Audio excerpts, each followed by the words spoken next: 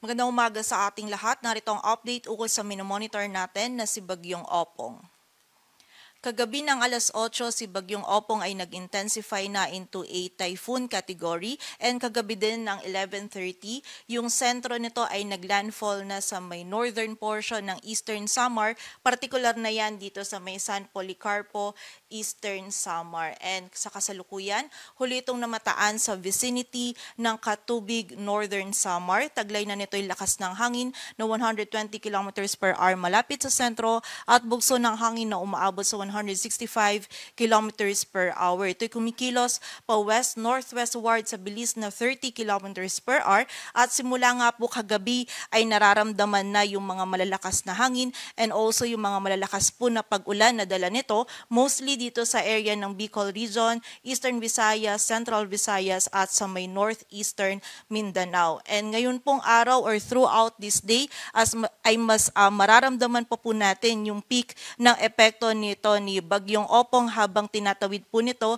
itong mainland, particular na dito sa may Southern Luzon, Visayas area. So expect po natin ngayong araw na mararanasan pala mas lalo yung mga pinakamalalakas na hangin and also yung mga pag-ulan na dala ni Bagyong Opong, mostly po dito sa buong bahagi ng Visayas, sa may Southern Luzon, particular na yan sa Bicol Region, Mimaropa at Calabarzon, maging dito din po sa Metro Manila, sa bahagi pa ng Central Luzon at ilang areas ng Northern Luzon. Kaya naman po sana ay nakapaghanda po yung ating mga kababayan. Manatili po tayong alerto at makipag-ugnayan pa rin tayo sa ating mga LGU para po sa mga aksyon na kailangan nating gawin para sa ating kaligtasan.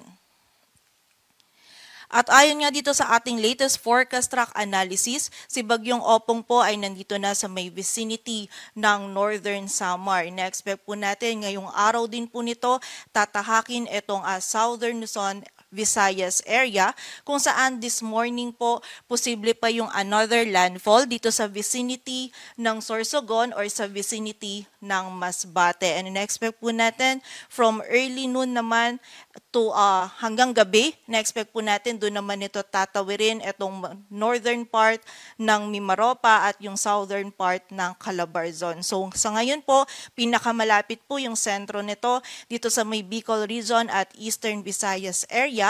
And pagsapit po ng tanghali hanggang gabi, pinakamalapit naman po yung sentro nito dito sa may northern part ng Mimaropa or sa Mimaropa, dito din sa may Calabarzon, maging dito po sa Metro Manila at ilang areas pa ng Central Luzon at ilang areas po ng Northern Luzon. So expect po natin dito po mula tanghali hanggang gabi, doon po natin mas mararamdaman yung pinakamalalakas po na hangin and also yung mga pinakamalalakas po na pag-ulan, mostly dito sa may area ng Calabarzon at Mimaropa, maging dito po sa Metro Manila at ilang area pa ng Central Luzon. But we have to consider po, kahit hindi tayo yung mismong dadaanan ng center track or yung hindi tayo yung ganun malapit sa sentro nito ni Bagyong Opong, malawak po yung sakop nito. So generally, may kita po natin dito na yung buong bahagi pa rin po ng Visayas, Calabarzon, Mimaropa, Bicol Region, maging dito po sa Metro Manila, Central Luzon at ilang areas po ng Northern Luzon,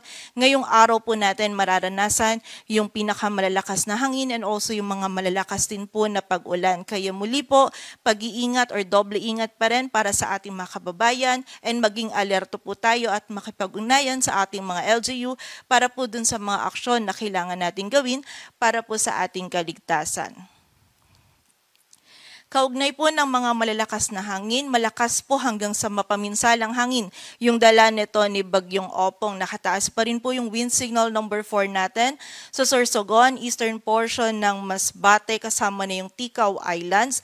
Sa northern and central portions ng Eastern Samar, maging dito din sa northern and central portions ng Samar. Samantala, wind signal number 3 naman sa rest of Masbate kasama ng Burias Island. sa Albay, southern portion ng Camarines Sur, southern portion ng Quezon, southwestern portion ng Laguna, southeastern portion and central portions ng Batangas, sa Marinduque, Romblon, Oriental Mindoro, sa northern and central portions ng Occidental Mindoro, rest of eastern Samar, rest of Samar, sa bahagi din ng extreme northern portion ng Leyte, maging sa area din po ng Biliran. Samantala, wind signal number 2 naman sa Catanduanes, rest of Camarines Sur, Camarines Norte, rest of Quezon and Laguna, Rizal, Cavite, rest of Batangas, rest of Occidental Mindoro kasama na yung Lubang Islands, sa Calamian Islands, dito sa Metro Manila, sa Bulacan, Pampanga, Bataan, southern portion ng Zambales, maging sa eastern portion din po ng Southern Leyte, northern and central portions ng Leyte, northern portion ng Cebu kasama na yung Camotes at Bantayan Islands, sa extreme northern portion ng Negros Occidental, northern portion ng Iloilo, Capiz, Aklan, northwestern portion ng Antique kasama na yung Kaluya Islands, sa Dinagat Islands, Siargao Islands at Bukas Grande Islands. Samantala, wind signal number 1 naman po sa central and southern portions ng Isabela, sa Quirino, Nueva Vizcaya, Ifugao, southwestern portion ng Mountain Province,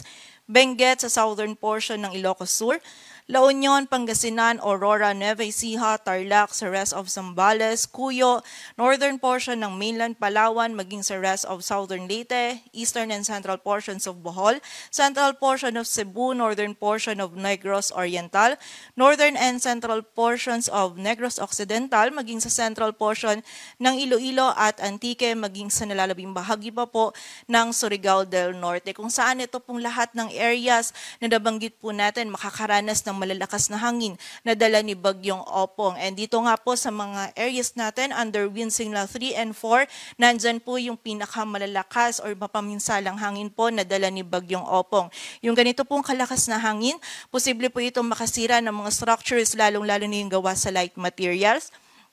Posible din po itong makasira ng mga pananim, makapagpatumba po ng poste, makasira po ng kable ng kuryente. So expect po natin today, during the passage ni Bagyong Opong dito sa mainland natin, posible po tayong mawala ng power supply or ng kuryente, and also posible din magkaroon ng interruption sa telecommunications. Kaya nga po sana ay nakapaghanda po yung ating mga kababayan. And expect din po natin, no, kapag tayo po ay nakakaramdam na or kasalukuyan ng nakakaramdam ng mga malalakas po na hangin na dala ni Bagyong Opong ay hanggat maaari po, stay indoors lamang tayo or manatili po tayo sa mga sheltered areas.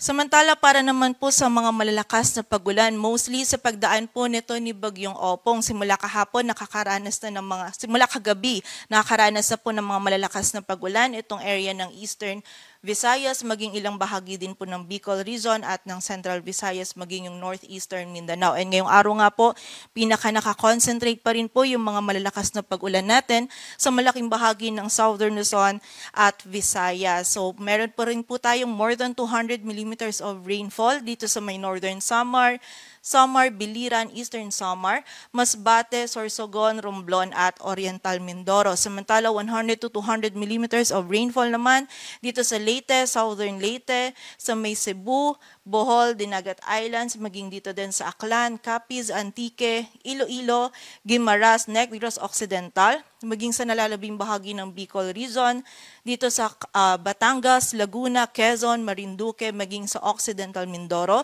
Samantala, 50 to 100 naman po dito sa may Bataan, Metro Manila, Cavite, Rizal, Aurora, maging dito din sa may northern portion ng Palawan, sa Negros Oriental, Siquijor, Camiguin at Surigao del Norte. So muli po, ngayong araw po, mas makakaranas pa tayo ng mga malalakas na pag-ulan. So posible po yung malawakang pagbaha at pagguho ng lupa, kaya naman maging alerto po para sa ating mga kababayan.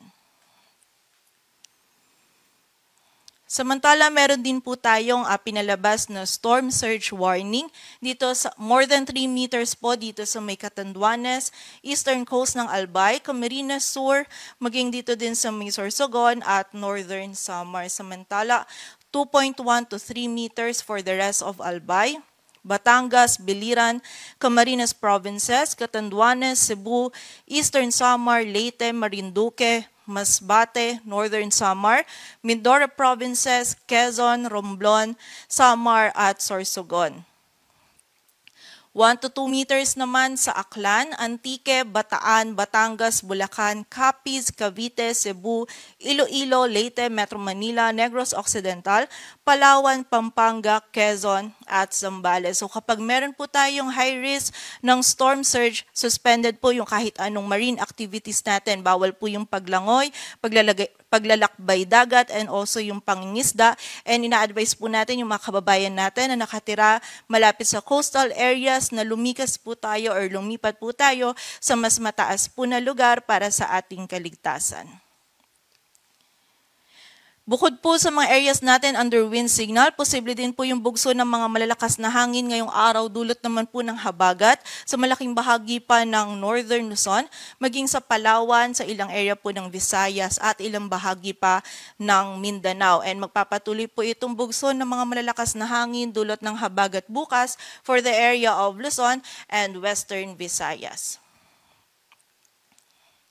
So muli po, ngayong araw natin, mas mararamdaman yung peak ng epekto ni Bagyong Opong habang tinatahak nga po nito itong Southern Luzon, Visayas area. So yung lahat po ng lugar na nabanggit natin kanina, yung most of Visayas, Southern Luzon, maging dito po sa Metro Manila, Central Luzon at ilang area po ng Northern Luzon. Sana po nakapaghanda po yung ating mga kababayan sa dala pong malalakas na hangin and also yung mga malalakas din po na pag-ulan at risk po ng storm surge, maging yung mga gale din po natin sa mga areas na nabanggit po natin.